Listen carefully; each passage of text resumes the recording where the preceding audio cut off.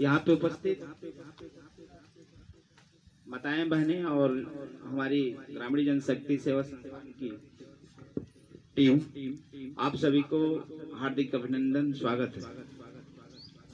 देखिए, हम लोग किसी राजनीतिक पार्टी के तरफ से नहीं आए, ना कोई हम लोग का ऐसा है कि चुनाव लड़ना है, इलेक्शन है, ऐसा कुछ नहीं।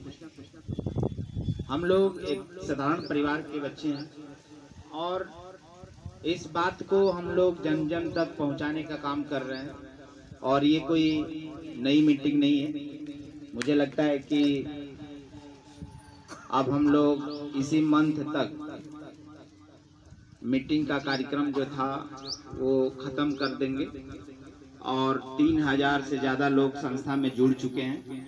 मात्र 2000 और लोगों को जोड़ना है और इसमें जोड़ने वाले जो अधिकारी बनाए गए हैं लगभग अभी 40 से प्लस लोग हैं जो अधिकारी के रूप में चयनित किए जा चुके हैं।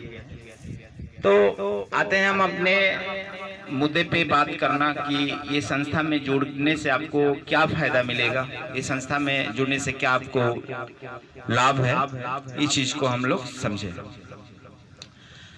देखिए, इस देश की बात करें तो देश कई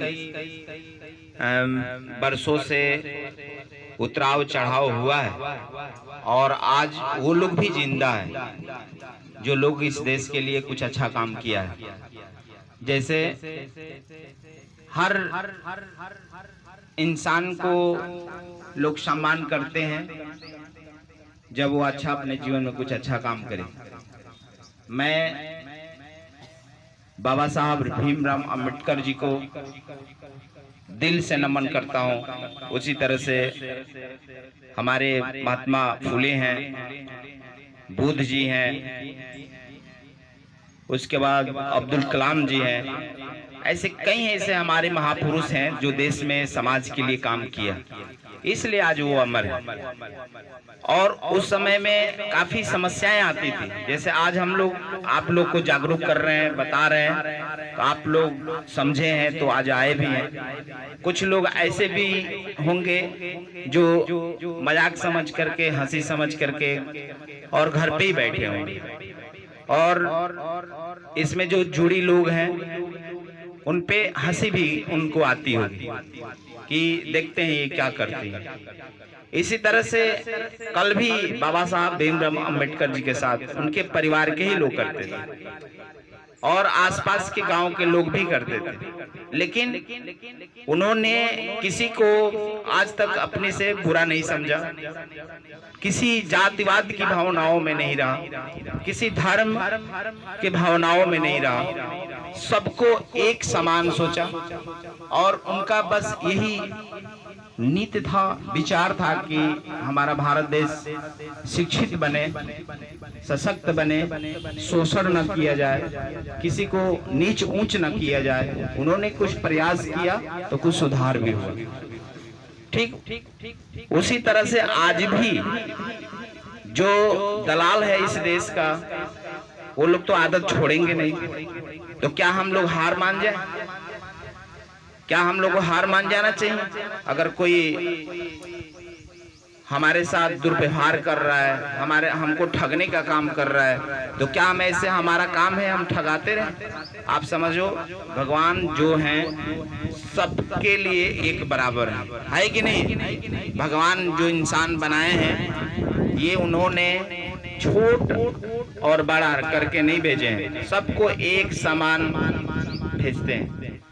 लेकिन यहाँ पे ऐसा सिस्टम हो गया है कि आपको डराया जाएगा कि मंदिर का चीज मेरे लिए है, हम खाएंगे तो भगवान जी खुश रहेंगे, आप खाओगे तो भगवान जी नाराज हो जाएंगे, है कि नहीं है? हम बड़े जाति हैं, आप छोटे जाति हैं। काम की बात करिए तो काम में सबसे करेगा नीच और अपने को दिखाएगा बड़ा। हम उन जो गदार और कहें कि बिल्कुल वो नीच आदमी हैं, वो अपने को लगता है कि हम बहुत बड़ा महात्मा है और बड़ा हम बड़े नेता हैं तो वो हमें भी समझाने की कोशिश करें। देखिए बाबा साहब से पहले कबीरदास जी, और कबीरदास जी ऐसा काम नहीं किए होते तो कोई महात्मा फूले नहीं बनता, महात्मा फूले नहीं कोई बनता तो बुद्ध नहीं होता, बुद्ध नहीं अगर कोई होता तो बाबा साहब अम्बेडकर नहीं होते। उसी तरह से इन लोग को ही प्रेरणा लेकर के हम लोग करना चाहिए। बाबा ये लोग कहे हैं कि जाति न पूछिए साधु का, जाति न पूछिए साधु का, पूछ लीजिए ज्ञान, मोल करिए तलवार का, पड़े रहने दीजिए म्यान। कहने का मतलब है कि किसी साधु का परिचय पूछना है तो उसका ज्ञान पूछना चाहिए। लेकिन आज के जितने साधु हैं 90% गारंटी है कि वो पैसा कमाने के लिए साधुवाई कर रहे हैं, एक अक्षर पढ़ाई नहीं किया होगा और अपने को साधु। मैं इस बात को है और सरकार को या जनता को जो बहुत चतुर है उस साधु महात्मा से भी पूछना चाहिए कि आपके अंदर ज्ञान क्या है। बताइए चाहिए कि नहीं चाहिए? साधु महात्मा कौन आदमी बन सकता है? जिसके अंदर ज्ञान होगा वही ना साधु महात्मा होगा।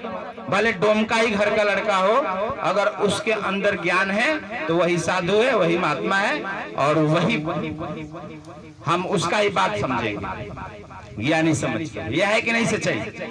लेकिन वो अपना धंधा बना लिए पैसा कमाने का।